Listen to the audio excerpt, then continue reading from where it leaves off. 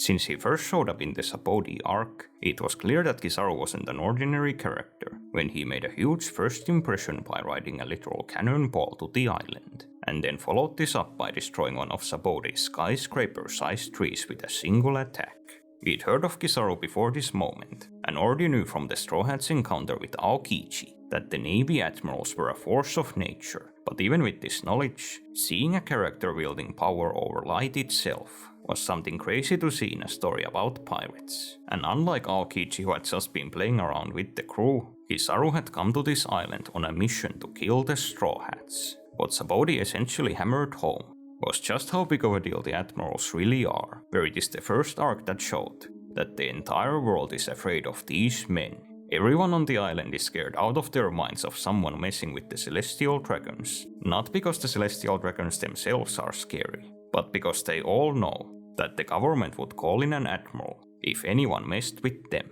Then, when the unthinkable happens, and Luffy punches one of the celestial dragons, practically everyone on the island decides to run for their lives, realizing that Kizaru is coming. This wasn't just civilians either, but the people running away also included most of the supernova, which was a pretty clever way for the story to establish that the admirals were on another level compared to almost any character we'd seen up to this point. The entire first half of this arc had built up the strength of the supernova, making them out to be characters just as strong as the Straw Hats. Essentially, pirates who were crazy enough to even fight against the warlords of the sea. When faced with the prospect of fighting Kizaru, however, these supernova thought the only option was running away. Before we even see him, literally the only thing we hear about Kizaru's character is that he is someone no one on the island could hope to beat. When he finally shows up and we get to see what kind of a man he is though, One Piece pulls one of its oldest storytelling moves, where this figure everyone is afraid of turns out to be pretty goofy. Just look at this face. Kizaru is incredibly unfocused during this whole mission. Even though he should be hunting down Luffy, he mostly just tries to find where his subordinates are, or how to get his Denden Mushi to work. While doing this, Kizaru accidentally ends up encountering some of the supernova. These scenes are honestly pretty funny. The supernova are all at a loss on what to do facing such a strong enemy, but Kizaru meanwhile just wants to ask them if they happen to know where his subordinates are. Even when they start fighting, Kizaru is more than anything just confused by the supernova's strange devil fruit powers, and doesn't even focus on defending himself. After Apu actually lands an attack on Kizaru though, he finally snaps out of it. Kizaru then proceeds to take out all of the supernova in front of him within just a few pages, proving once again that being goofy in One Piece doesn't mean that you also don't mean business. At last figuring out how his Denden Mushi works, Kizaru then proceeds to finally go after the Straw Hats. At this point, it's pretty clear that Kizaru is an enemy the Straw Hats literally cannot beat, and this becomes very apparent when he finally clashes with the crew. After having just arrived at their location, Kizaru has already defeated Zoro, and is literally about to kill him. This scene does a very good job in showing how completely powerless the Straw Hats are, where there is genuinely nothing they can do, and they believe that Zoro is going to die here.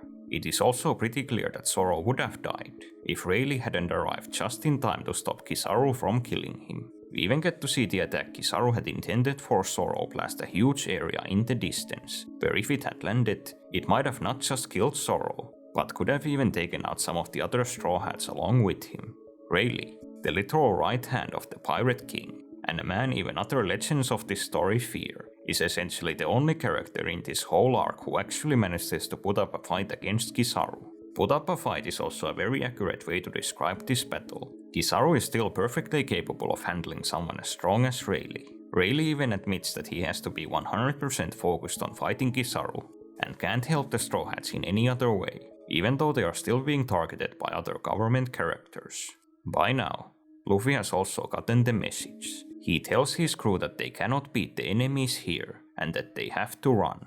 This is completely new behavior from Luffy at this point in the story. The Straw Hats have run from enemies in the past, but this has mainly been due to circumstance, and Luffy has faced everyone from Crocodile to Lucci with the mentality that he can beat them. Luffy's belief in himself at this point was so strong that Aokichi even speculated that his true purpose in challenging him to a one-on-one fight on Long Ring Longland was that Luffy actually thought that he could beat him. This is essentially how Luffy has always been since chapter 1, but Sabodi is the first time in the story that he genuinely admits that he's against someone he cannot defeat. This only makes sense when looking at what kind of an arc this was. If we look at the arc as a whole, the way Kizaru was used was very different from any prior antagonist in the story. Whenever the Straw Hats had in the past encountered enemies stronger than them, the story had often given them some small victories, which were then set up to make them eventually come out victorious by the end of the arc. And even when the crew met an enemy they failed to defeat, like when they were destroyed by Kuma in Thriller Bark, they still put up a semblance of a fight, showing that they still had a fighting chance. With Kizaru though, the Straw Hats could do absolutely nothing, and they were in the face of a truly insurmountable enemy. This was also different from their encounters with the likes of Mihawk, Aokiji or Garp, where none of those characters had ever been serious about trying to kill them. But Kizaru was, and the only reason why the Straw Hats survived Sapodi was because they were rescued by another one of the story's strongest characters. The idea with Sapodi was pretty clear. Kizaru wasn't just an enemy the crew lost to and would end up beating in the next few dozen chapters. He was someone it was going to take hundreds of chapters for the crew to even be able to stand up against. This is an idea that gets reinforced just a couple arcs later, when less than 50 chapters after Sapodi, Luffy meets Kizaru again at Marineford. Kizaru himself in this arc says that he didn't expect to meet Luffy so soon, and is actually the first character to attack Luffy once he got to the island. Even though Luffy has gotten much stronger since Sapodi, practically nothing has changed when it comes to him having to go up against Kizaru, where there is still nothing Luffy can do to him, and he once again has to be rescued by much stronger characters. The story even quite literally says that Luffy is simply not ready for the stage where the Admirals are.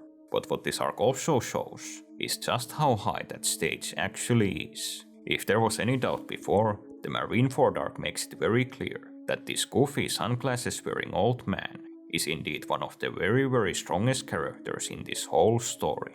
What Marineford essentially was a showcase of almost all of the strongest One Piece characters that had been introduced up to this point in the story. As this arc went on, the pecking order between these characters became pretty clear, and pretty quickly, where the only ones able to fight someone like Kizaru are the other very strongest characters. Kizaru is also one of the very few characters on the world government's side who is able to stand up to Whitebeard himself. Just like before with Rayleigh, Kizaru is also still very much able to hold his own, and arguably even gets the better of Whitebeard in many of their exchanges, even though he is fighting the strongest man in the world. There is also a strong hint in the story that the three admirals were actually all handicapped during this arc. Both Akainu and Sengoku note that their mission wasn't just to defeat the pirates, but to protect the island of Marineford. And we've now in retrospect seen what the admirals using their full power can do to an island. It was all the way back in 2004 that Robin for the first time revealed who the admirals were, and that they were known as the world government's greatest military power. No matter how big the One Piece story has gotten since this scene, this one statement has arguably remained accurate. At Marineford, Kizaru and the other admirals were clearly the government's best weapon, where they were the ones who did most of the work against the Whitebeard pirates, showing that they genuinely are at this pinnacle of power in this story. This has however remained the case long after Marineford, where even in the post-time skip, the story has been very consistent with showing the admiral's place to be at the top.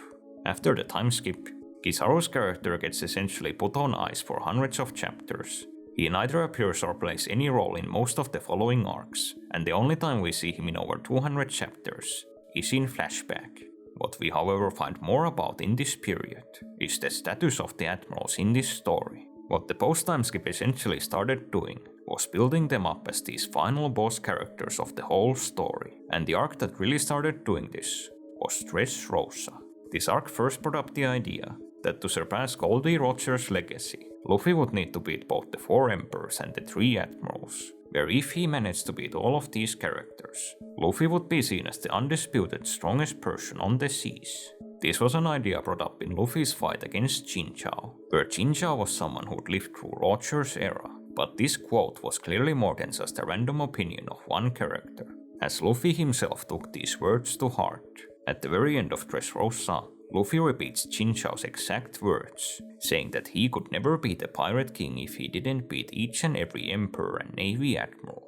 This video is not arguing who is stronger between the Yonko and Admirals, or even that there aren't stronger characters than them in the story. What is clearly the case, however, is that this is what the One Piece world thinks. To them, these characters represent the absolute strongest fighters in this setting, and if someone actually managed to beat them, they would have to be a monster like Roger.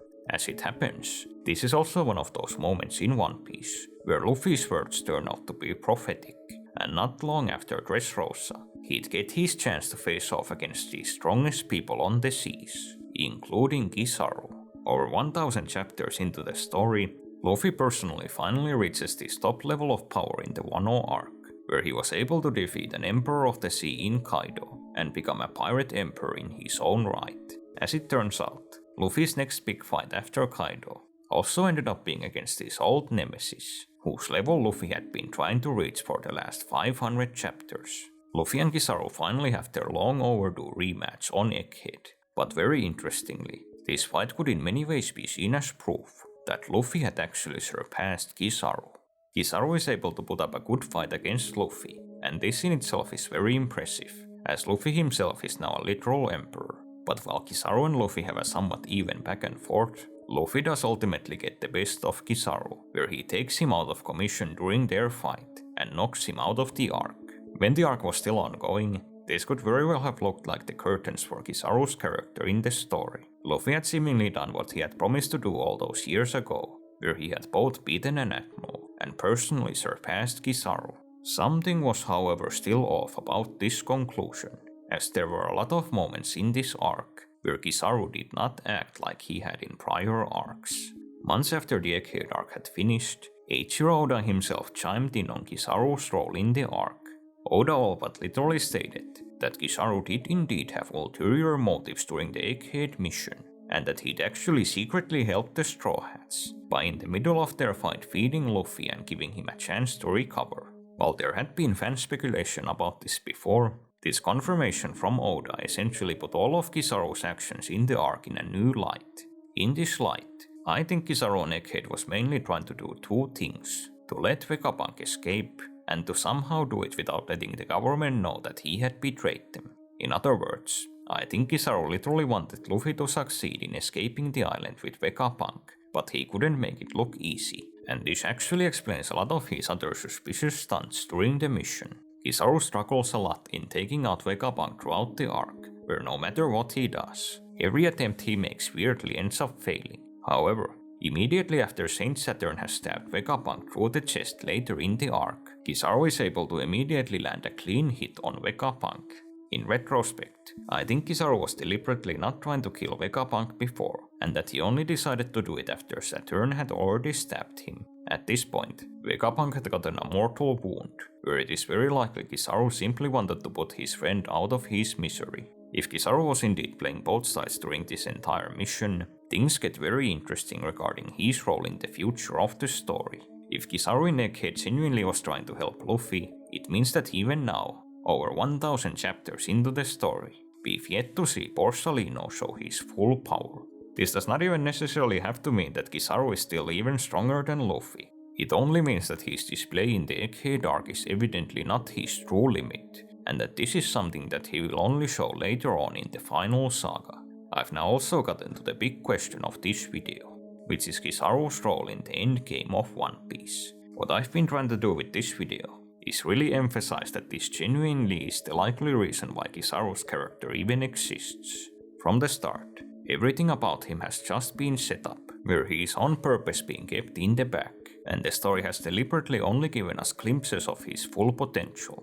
As weird as the idea may sound, Kizaru has genuinely been built up to be an endgame character, just like Shanks, Blackbeard, Dragoon and so many others. We have seen him many times in the story, have seen him fight, and have even gotten to know bits and pieces of what kind of a man he is. Yet after all these years, we still don't have the full picture, and this picture is likely something that has always been saved for the story's finale. While we now know about his connection and history with Vegapunk, we still know very little about the biggest thing about Kizaru's character, which is his connection with the Marines. This is essentially the driving force behind all of his actions, where we know he has spent most of his life in the Navy, that he climbed up the ranks to be an admiral, and that he was even willing to fight and kill his friends, just to retain his position as what he calls the cog in the machine. What we have also learned on Egghead is that Kizaru is a lot more warm and moral of a person than what he previously showed, where the entire arc focused on humanizing him and showing how conflicted he was at having to fight the people he cared about. He doesn't like fighting these people or invading Vegapunk's home, and from what we found out, Egghead was in many ways Kizaru's own home in the past. What all of this conflict stemmed from was Kizaru simply seeing his position in the Marines as being too valuable for him to lose. It also does not look like Kizaru's heart lies with the world government or the celestial dragons, but with the Navy itself.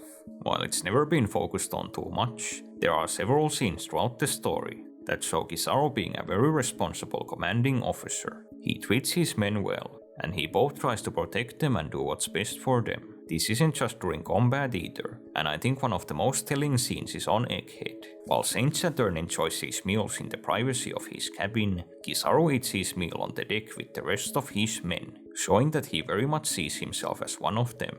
For the record, we actually know the name and occupation of the chef who made the food in this scene, where it was cooked by a guy called Komakov, who is apparently one of Marine HQ's top chefs. No wonder it's taking this story over 1000 chapters to reach the final saga. Even though he is a literal admiral, Kizaru has no problems also being a follower, where he dutifully took orders from both Sengoku and Sakazuki. If there is ever going to be a full backstory to Kizaru, I think it will likely center on his bond with Akainu, where the two clearly have a very special relationship. One of the only things we know about regarding Kizaru's early life is that he joined the Navy with Akainu, and that they both come from the North Blue. Akainu treats Kizaru differently from anyone else in the story, where he has multiple times had him present in important meetings as the fleet admiral, and he even calls Kizaru his brother.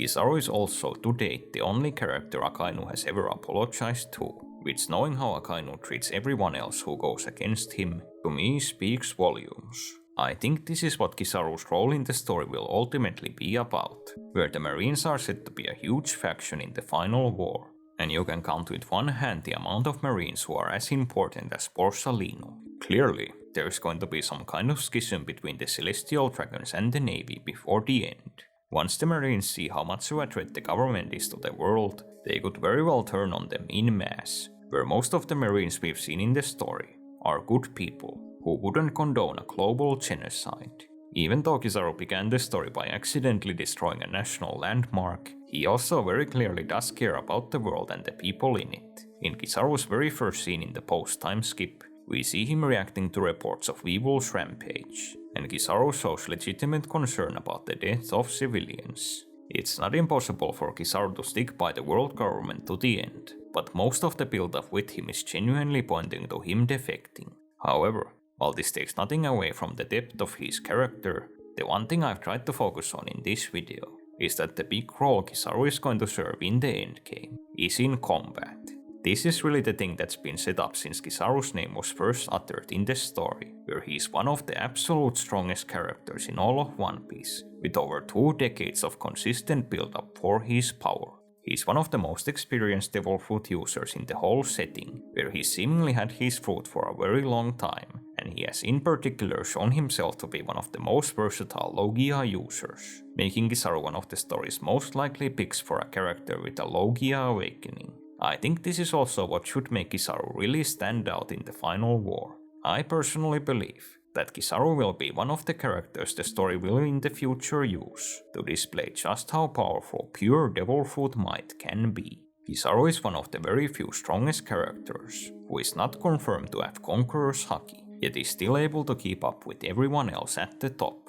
I genuinely think this is very important, where the story is far more interesting if it has a character like Kizaru, proving that there are many ways of reaching the top, not just Conqueror's Haki. There is still, however, one last big question for this video, which is who will Kizaru actually end up fighting, and I admit, I actually have no idea. While Luffy has literally declared that he wants to beat every Emperor and Admiral, a big part of me thinks that he won't have a rematch with Kizaru, and that Luffy's fight on Egghead was enough to cover this. Luffy has now faced Kizaru in 3 separate arcs, and I feel like if the two ever meet again in the future, at that point, Luffy genuinely should be too strong for Kizaru to make the fight interesting. Luffy is essentially on his way to being the strongest character in the history of this story, and he simply has way bigger fish to fry than Borsalino. The most popular future opponent among fans for Kizaru in my experience is Sanji, and I think this is genuinely possible. The two have very similar fighting styles revolving around kicks, and the two are some of the strongest characters without Conqueror's Haki.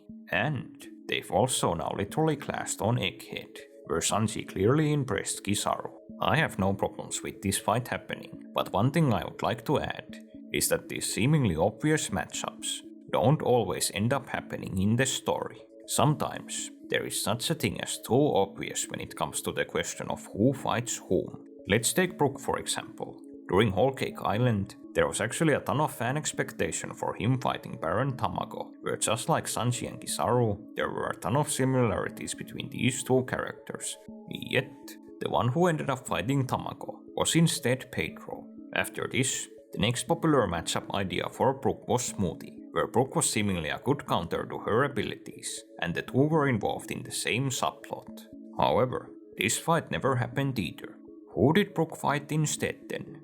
Literally Big Mom, which was the first time a Straw Hat had ever fought against an Emperor, and a matchup I don't think no one had expected before the arc. So, while Sanji vs Kizaru could well happen, it could also be another one of these cases, where the story sees it as being too obvious, and it is actually a red herring, where the story is planning to give Kizaru a matchup none of us expect. I think it's anyone's guess who this possible opponent could possibly be though. It could be someone completely out of the left field, like one of the Elders, Dragon, Blackbeard, or really anyone. It could even be an overlooked matchup that was already set up, such as Kizaru actually getting a genuine fight against Ben Beckman. Or it could even be more surprising than any of these options, and Kizaru's final fight could even be against Zoro, if the story wants to do something like connect back to their first interaction on Sabaody. Whatever it is though, I think Kizaru's last fight and the events surrounding it will be what he will be remembered for once One Piece finally ends one day. Borsalino is clearly not the first character fans think of when they think of these big Final War players, but essentially, everything in the story points to him being one of them. Other Final War players like Garling and Shamrock definitely have a lot of hype, but Kizaru has them beat by literal real-world decades, and it's not like the fans missed it. Kizaru inarguably is one of the most recognizable characters in the whole story, where even though One Piece's popularity is currently in quite a dip, clips of Kizaru's recently animated fight with Luffy have within days easily cracked millions of views on YouTube. Oda pretty much broke his own power system by writing in a character with a power to literally control light itself, and he's from the start being set up to be one of the story's absolute strongest. If you think the purpose of this character and all this build-up was just for him to have a couple long chapter scuffle with Luffy, where he made a few light clones and showed us barely anything new, I guess we'll just have to agree to disagree. Boys, thank you to all my members for supporting this channel, but if you also want to become a victim who'll get their wallet plundered by me, click the join button, because it will give you access to my hidden stash of members only videos. This video got a bit long, so I genuinely really appreciate those of you who watched it to the end. Thank you very much, and take care.